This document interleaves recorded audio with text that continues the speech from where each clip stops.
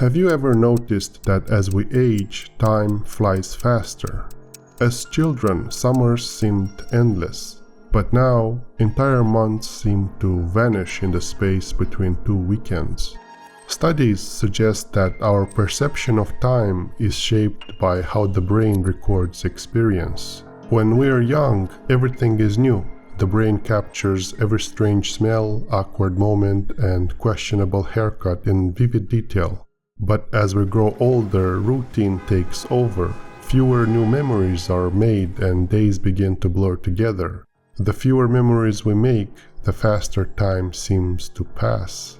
So time doesn't necessarily move faster, we just experience less of it. However, this effect can be reversed. Applying the same logic, we could slow down time by breaking from the routine.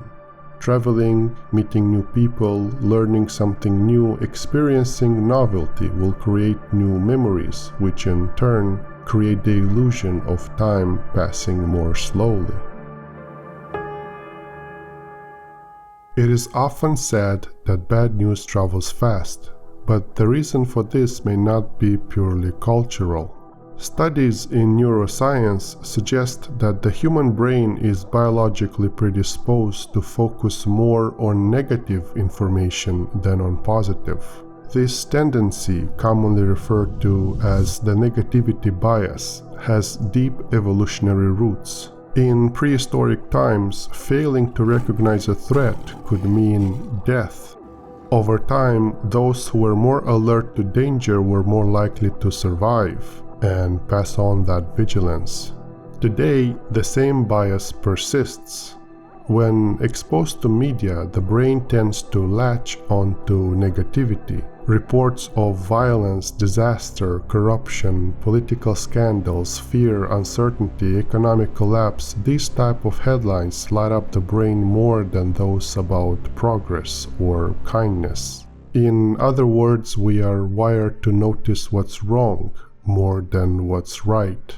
This doesn't just shape our fears, it influences what we watch, what we remember, and what we share. Numerous studies have found that news stories framed with negative language are significantly more likely to capture attention and to be shared widely.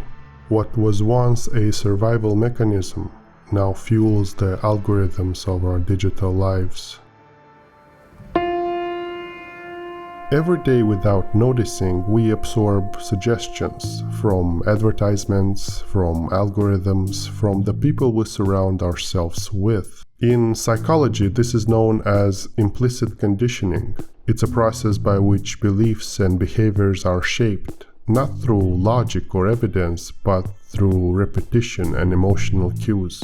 Over time, we begin to prefer certain products, adopt certain opinions, react in certain ways, and we rarely ask why. In marketing, this is called priming, when exposure to one idea influences how we respond to the next. It's why a brand can feel trustworthy without you ever recalling a single reason. On social media, the process is even more subtle. Ideas aren't forced, they are repeated consistently. And with repetition comes familiarity, not agreement, not even understanding, just a quiet sense that you've seen or heard it before, and that alone can make it feel true. Take, for example, the name Karen, a beautiful name of Danish origins, often translated as pure, but now almost instantly associated with entitlement or confrontation because the internet said it often and loudly enough.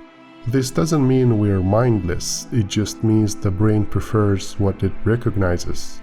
We don't always adopt ideas by choice, sometimes we absorb them simply because they're everywhere. If you find yourself in an emergency, you might assume that more people nearby means a higher chance someone will step in, but in reality, the opposite is often true. This is known as the bystander effect, a psychological phenomenon where the presence of others actually reduces the likelihood of anyone offering help. The logic is silent and unconscious. Someone else will do something. It's not my place to intervene. Someone else probably already has. One of the most well-known cases tied to this phenomenon is the 1964 murder of Kitty Genovese. It was reported that 38 people heard or saw the attack, but no one intervened in time.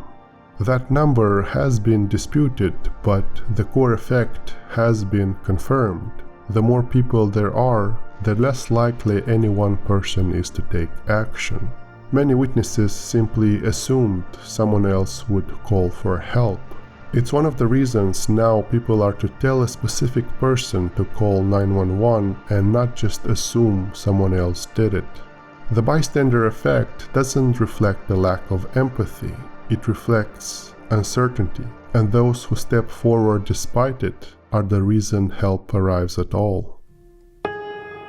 We like to think we seek the truth, that we form beliefs through logic, evidence, reason, but the brain doesn't work that way. Studies in cognitive psychology suggest that we're far more likely to accept information that confirms what we already believe and ignore or resist anything that challenges it.